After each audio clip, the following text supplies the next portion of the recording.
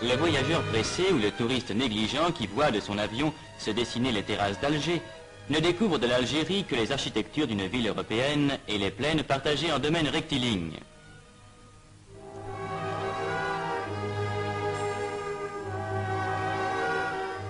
Sur la route, si pareille aux routes de France, il retrouvera les paysages de l'Hérault avec l'immensité de leurs vignobles. Il reconnaîtra dans les villages qu'il traverse de vrais villages français dont l'exotisme n'apparaît qu'au costume des citadins.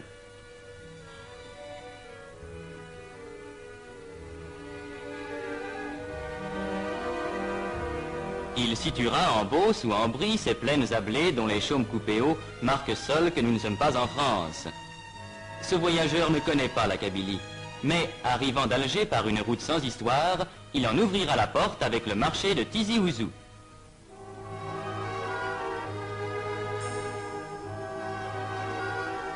Déjà, il aura rencontré par centaines sur la route ces paysans venus de 20 km à la ronde, à pied ou à dos de mulet, poussant leurs bêtes.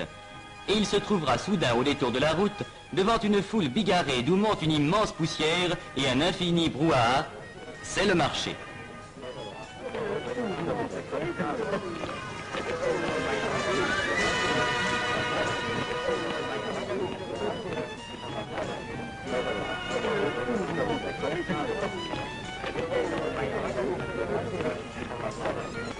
Là, 10 000 hommes peut-être se coudoient au plus près entre les bêtes attachées tête à tête et les échoppes en plein air où les artisans du coin offrent leurs marchandises. Là se rassemble pour une journée tout ce qui se vend et tout ce qui s'achète. Là se retrouvent tous les donneurs de nouvelles et aussi tous les marchands d'Orviétan. Et comme les femmes kabyles restent au village, c'est aux hommes qu'il appartient de faire les achats, même les plus strictement féminins, qu'ils découvriront avec orgueil ce soir devant une famille émerveillée. Lieu de discussions infinies entre acheteurs et marchands, immense rendez-vous auquel toute la région chaque semaine est fidèle. Seuil pittoresque et coloré, seuil bruyant et agité d'une Kabylie laborieuse et secrète. Tizi Ouzou, qui a rang de sous-préfecture, est le point de transition où, dans un décor presque européen, se rencontrent les traces caractéristiques du vieux pays berbère et les apports de la vie moderne où le café mort et le marchand de sel, apanage des bourgs de la vieille Afrique, voisinent avec le garagiste réparateur de pneus des grandes routes modernes.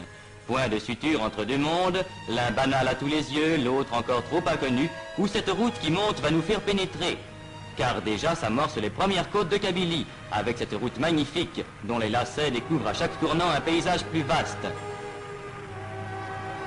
Cette route, vieille aujourd'hui d'un siècle, a son histoire.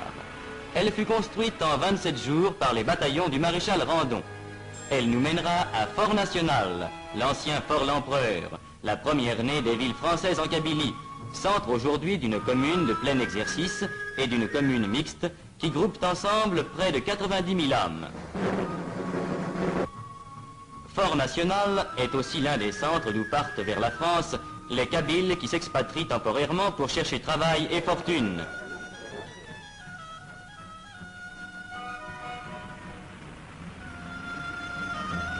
C'est de là que s'en vont ces travailleurs que les mines et les usines françaises emploient volontiers pour leur qualité, laissant au pays les femmes et les vieillards.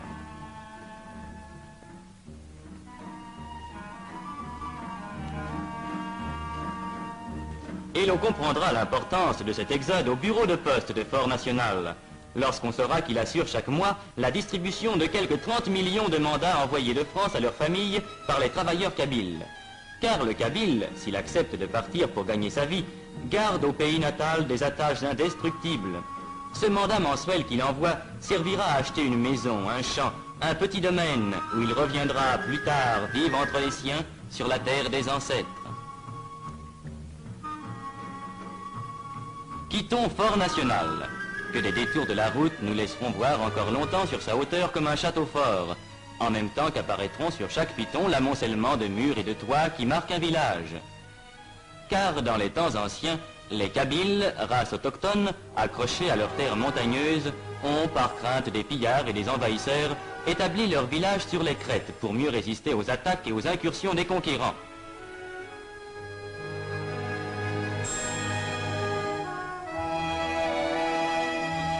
Le sol, abrupt mais verdoyant, permet l'élevage, et il n'est pas de famille qui n'ait ces quelques moutons que garde un petit berger aux yeux rieurs.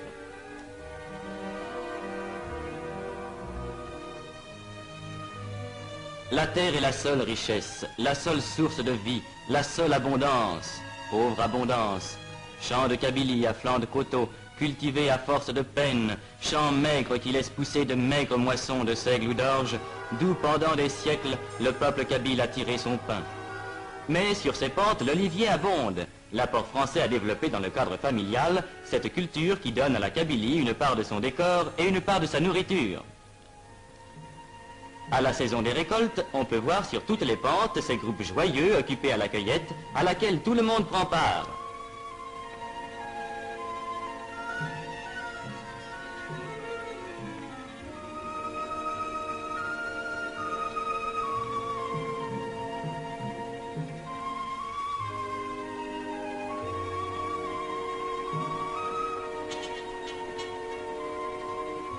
Pittoresque Kabyle.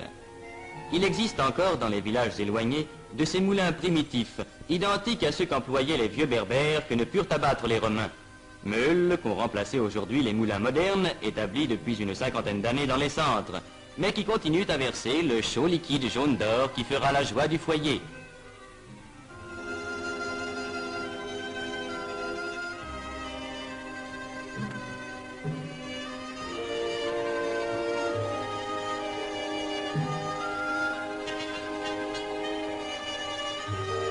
Nous nous arrêterons un instant auprès de la meule ancestrale. Nous regarderons couler le beau sang des olives, cette richesse liquide et parfumée dont l'odeur emplit à la saison chaque maison de Kabylie.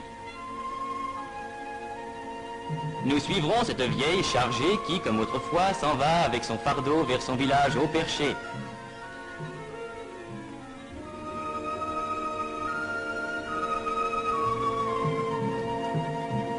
Nous la suivrons sur ces sentiers de chèvres, qui étaient avant la venue des Français les seuls moyens de communication dans ces réduits montagneux, l'imprenable citadelle d'une race indomptable.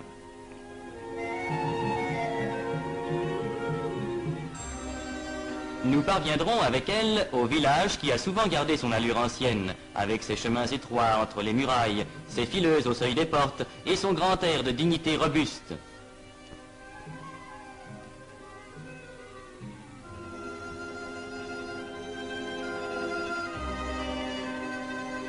Et nous découvrirons en contrebas, allongeant l'agglomération de la longueur de tant de morts, presque mêlés aux champs, le cimetière sans clôture où dorment depuis des siècles tous ceux qui dans ce même village ont labouré le sol, cueilli l'olive, élevé des mûres et sommeillé à l'ombre des figuiers.